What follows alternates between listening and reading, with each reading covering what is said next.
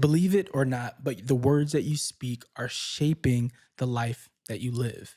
And I want to help you today and myself to be the type of person that speaks when we do speak, that we're speaking out of the abundance of the heart, and that we know that our heart is pure enough to be able to help people, to be able to steer people in the right direction, to steer our own life in the right direction.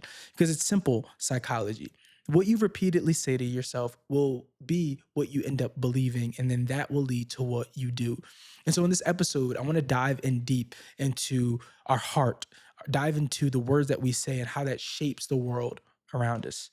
If you don't know me, my name is Amir Alexander, and this is Red Letter Conversations. For those of you who don't know, Red Letter Conversations was birthed out of God telling me to start this podcast about 5 months ago, and the name is because if you have read the Bible anytime point in your life, you'll notice, and when you get into the New Testament, Jesus's words are red, but they were previously just in a scroll or all black until someone changed his words to red to signify and to show us how important the words of Jesus are. And so this podcast is an extension of that, to going into the red letters, going into the words of Jesus, living how he lived, loving how he loved, and just doing what he's told us to do. So without further ado, let's dive right into the podcast. I want to start off in Matthew's 12. I was at an S, but behind. I noticed that in the one podcast that I did, I added an S on Psalms, and I keep doing that. I'm like turning into my parents slowly, so that's scary. Matthew 12, chapter 12, verse 30. You brood of vipers, and this is Jesus talking, go figure. You brood of vipers, how can you speak good when you are evil? For out of the abundance of the heart, the mouth speaks. The good person out of his good treasure brings forth good. And the evil person out of his evil treasure brings forth. I tell you, on the day of judgment, people will give account for every careless word, wow, they speak. For by your words you will be justified, and by your words you will be condemned. Jesus now is opening up, talking about the fruit of our life. And so we have to pause and sit and think about the things that we say, that we do on a daily basis that may not be 100% aligned with the things of God. Because right where it says, the abundance, out of the abundance of your heart, your mouth speaks. So anytime you are dealing with someone who is a negative person, or they don't talk about anything but drama or anything dreary in their life, we have to check and understand that that is not only them just speaking out of turn, that is literally what's in their heart: hatred, anger, so forth and so on. And actually, this should help you in life in general. If there's someone, I actually had a interesting thing happen to me recently about someone who's known me my whole life, and they said something very on the surface, it was so evil about me and about my character, my countenance of when I was younger. And uh at first I was like, wow, it's crazy that you're just saying that right in my face. And my parents asked me, because they were there, they were like, what you think about when, so and so said that thing to you? And I was like, you know what? Like, because I've done the work in myself, so it really didn't bother me much. But I told them, I was like, you know what? I'm actually very sad for them.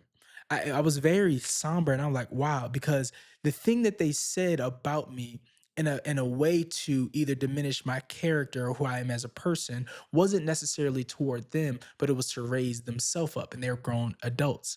And so I said to my parents, I'm like, I feel sad for them because that is what's in their heart. And actually, that's what sparked this episode. I'm like, I feel so bad for them because they have so much evil. And these are the kind of people that are at every church event, that are at church all the time, but then would say such an evil thing. The thing that they said to me, won't disclose it because then we'll know who it is. They said that evil thing, and I was like, you know what? That didn't even bother me. As I was talking to my parents, I was like, that didn't bother me at all. I actually want to pray for them, and I want to really make sure I pray that the Lord actually infects their heart. Because if you spend any time around Jesus and truly have had a relationship with God, the way you act, the way you talk, the way you do everything will be different. Not say you'll be perfect, not saying that you'll be perfect. you will walk and act and do things differently because of the changing power of Jesus, of just seeing his face, of dwelling with him, the move of the Holy Spirit in your life. You will move differently. And so they said that. And I obviously, yeah, my parents asked me, and I was just sad.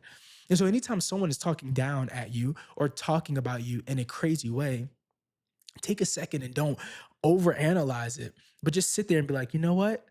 It's sad because that's what's in their heart. It's sad because that's the first thing that they thought about.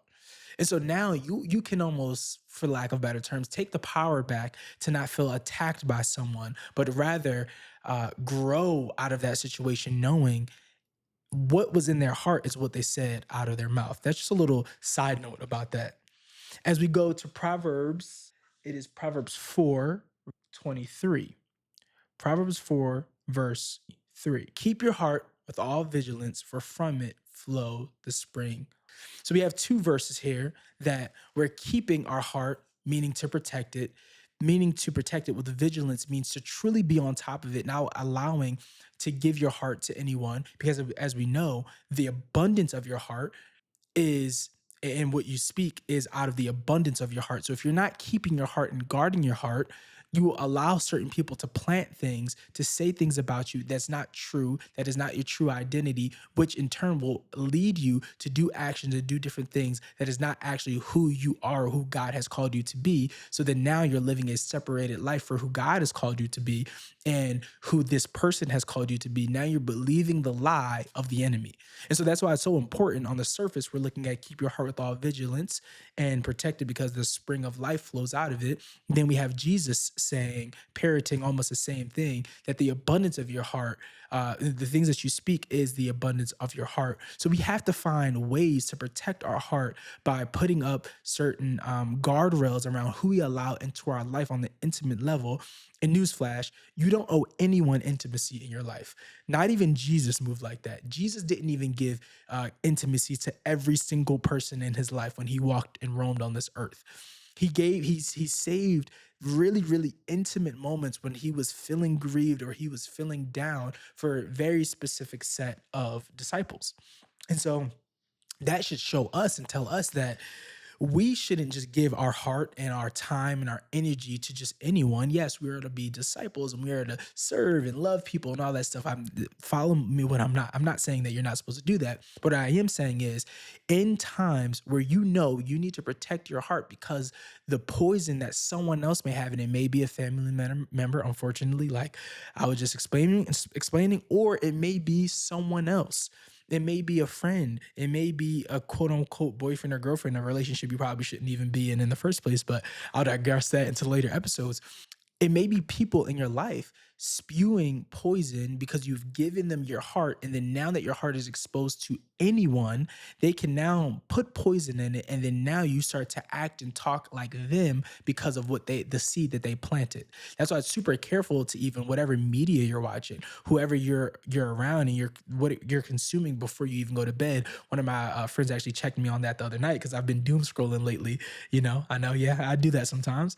And they were like, yo, before you go to bed, you shouldn't be having all those spirits and all those people like, in your space before you go to bed because, that can lead to different dreams and all that stuff. And I was like, no, you're right. And not to make it over spiritual, but it's true on a psychology level that whatever you're inputting will be what you end up believing and will end up being what you do.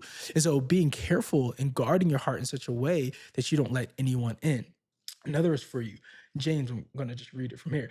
James 3 verses 3-4. The tongue is like a rudder of a ship. It's small, but it's powerful.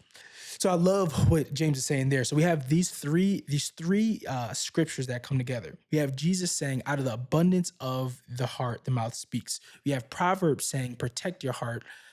Because there's a spring of life out of it. Then we have James now backdooring, talking about how powerful the tongue is, and kind of where I started this episode. And so all of these three scriptures put together give us a formula of the power of our words. Because not only can someone plant seeds into your heart, you can do the same thing to someone else. And God has given us this ability. That's why speech, that's why we are so much different than animals. Animals can communicate in different ways and sounds and all that kind of stuff, but humans have a way of communicating to change the emotion of another person. I was in sales for about 2.5 years, and one of the biggest things that I've learned about people is that most people, one, they just want to be heard. And then secondly, they want to be able to not to be heard in such a way that you can repeat back to them what they said. And me being the sales guy, I'm getting them to the end that I want them to, which is to pay me at the end of the day. Me learning how powerful emotions and words are, because you can say one word that can turn someone off, and the tonality in which you say it and the rhythm of which you say it can either get someone turned off or turned on to your product for them to buy it. And so throughout those 2 years, I really learned how to, for lack of better terms, manipulate words, not in a bad way, but manipulate words and different things in order to get people to buy, because it was for their good, because they needed it, because they wanted a transformation in their life.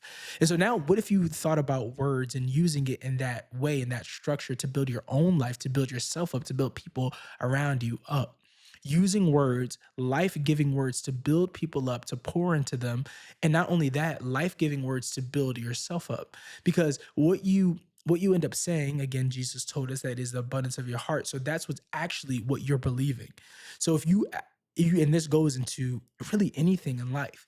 If you think and believe and say that XYZ thing isn't going to work out, and I'm not talking about manifesting or new age, completely repent and rebuke that right now before the comments start coming, but in a practical way, that if you believe that something is or isn't going to work out before you end up doing, let's say, for instance, my sales calls, and I've tried this before.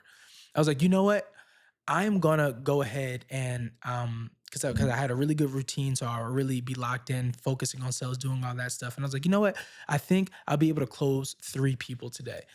And my attitude and my belief, because of the work that I've done in learning the sales script and doing 500 plus calls within that year and a half, 2 years, I had enough belief because of the work that I did of learning, that when I set an intention, and the intention was to really, the intention, and this is goes even deeper, the intention was to show up and have, um you know 5 to 10 calls that day, and then my hoped outcome was to close 3 or so people. And so anytime I went into a day with that heart posture of wanting to help people, and then also wanting to help my friend because I was working for him at the time, and then wanting to help myself because I want to get paid because I have to pay bills. Anytime I went into that, to sales with that intention, to wanting to help and wanting to love on people and wanting people to be heard, I always hit that goal. And not to brag or anything, but that's why I was one of the top salesmen, or we can have that debate another day, but that's why I was the top salesman, because I wasn't just in it for me and seeking to try to get a check, but I wanted to truly love, as an act of loving on those people, to truly get them to an endpoint that can help them. And so now, before I go into it, my sales day, or before I go into anything now, I try to have set the intention of what I want from it, because then that will determine how I end up acting, how I end up going into it. It's not saying something and manifesting it, because the only one that can do that is God, as we find out in Genesis. But we are made in his image, so that god like characteristic that we have, in order to speak life into something, and speaking life and raising it up to a certain standard, something going a certain way of an outcome that we want, can allow us to have a life of abundance, by which, and by the way that we speak into something, and also the way we act. Because if you speak in a certain way, if you believe in a certain way, then you'll get the outcome of your belief and of your saying, and then you'll do it. It's kind of like information in the head that goes down to the heart. And once it's in your heart, and it goes down into your hand. So your hand now is the motion that does the thing that you're thinking. And then now it's in your heart. And then now you do it. I pray this episode bless you in some way. I really want you to understand this. Whatever you most dwell on, whatever thought, whatever you dwell on the most, will be the life that you end up living. So change the way that you talk so that you can change your life. Go in peace. Love y'all.